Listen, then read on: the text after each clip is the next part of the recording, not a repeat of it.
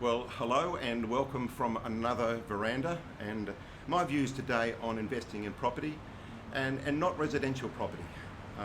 Of course, there's another type of real estate property that you could consider, and that's a commercial, industrial or retail property.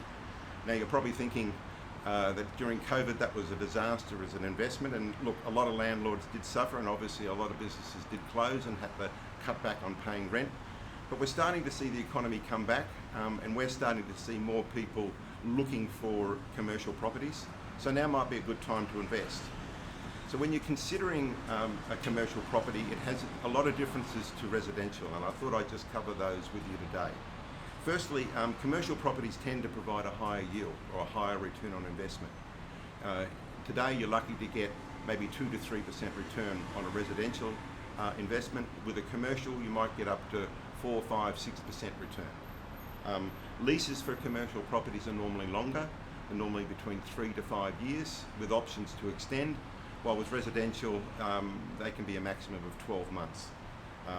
Rents are worked out on a rate per square metre basis, so it's a lot more logical way of coming up with a rate. And also most commercial properties have rent reviews built into their leases, so you do get rent increases annually over the course of the lease. When you're looking at tenants also actually pay the outgoings in leases, so they cover the landlord's things like council rates, even up to land taxes, as well as water. So there's an advantage there. Because a tenant conducts their business from the commercial property, then they tend to look after it a lot better, and in some cases they enhance the property. They will actually do a full makeover with new partitioning, new carpet, new flooring, new painting. So they do actually improve the value of a property. Commercial properties are less management intensive.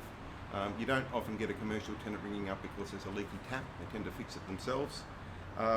Also with the downside of you are borrowing, lenders will probably only loan up to 70%, so you've got to have a good 30% investment, so the capital required to invest in property often is a little bit higher.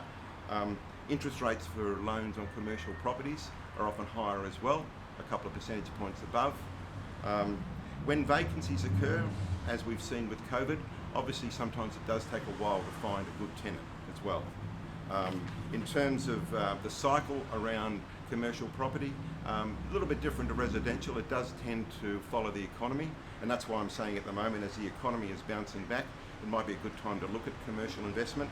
And the lease required for a commercial property is often a lot more complicated, and often you need a solicitor to prepare a lease. So look, for most investors it's probably easier to buy a residential property. For beginning investors, you understand buying a house or buying an apartment. So therefore, you need to understand what a tenant might be looking for in a commercial property when you are looking to buy a commercial property. So you buy one that's got a lot of appeal, or maybe has a tenant already in there. So that's why you need to get good, trusted advice from an agent that understands buying and selling commercial property. And that's where we come in. Contact us, message us. We're here to give you the best advice if you are looking to buy or sell a commercial property. But until next time, and possibly another Veranda, you all take care and look after each other. Thank you.